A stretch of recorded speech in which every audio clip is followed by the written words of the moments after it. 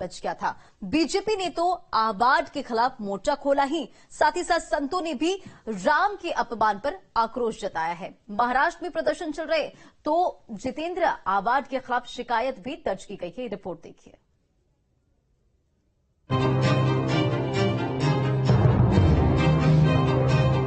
NCP Sharad Pawar गुट के विधायक और पूर्व मंत्री जितेंद्र आबाद के विवादित बयान से सियासी भूचाल आ गया है।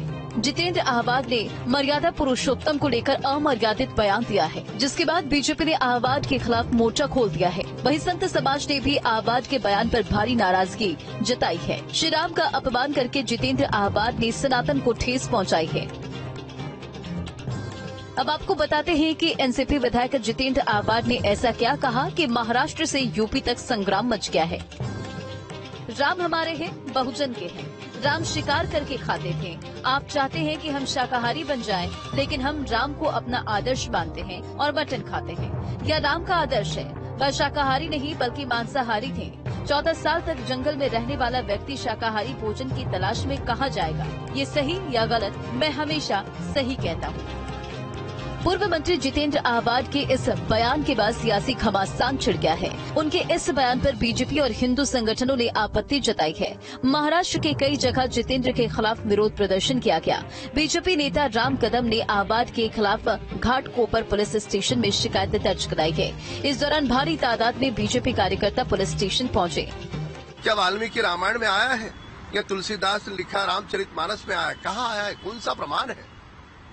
कम से कम ये तो सोचते कि भगवान राम को मांसाहारी बताने के पहले जब तुम्हारे घर में कोई पूजा विधि विधान होता है, धार्मिक अनुष्ठान होता है, तो मांसाहार करने वाला व्यक्ति उस दिन नहीं करता। भगवान राम के अपमान पर संतों में भारी आक्रोश है। संतों ने एक सुर में मर्यादा पुरुषोत्तम पर दिए एनसीपी विधायक के बयान की घोर निंदा की है और उन पर कार्रवाई की मांग की है। अगर शरद पवार की पार्टी राजनीतिक दल है, अगर आतंकवादियों का संगठन है तो कोई बात नहीं, आप कार्रवाई मत करना। अगर राजनीतिक दल है तो तत्काल उसका मुख में कालिक पोत कर, जूता की माला पहनाकर उसको भगाना चाहिए। और उनके बारे में ऐसे शब्द का प्रयोग करना, मांस खाते थे, क्या उस समय में आप जिंदा थे? क्या आपने देखा था? क्या ऐसी बात को कल्पना, राम राम सीताराम सीताराम सीताराम साधु में बोलने पर भी आपने मुझको पाप दे दिया। 100 जन्म तक हम निशाचर में जन्म लेंगे। देखिए, एनसीपी के जो नेता जितेंद्र आबाद बोल रहे हैं वो बिल्कुल गलत है, झूठा बोल रहा है। कभी भी किसी शास्त्र में ऐसा नहीं लिखा है कि भगवान जब वनवास गए थे तो मांसाहारी थे, और सभी जगह लिखा है कंदमूल फल खाते थे।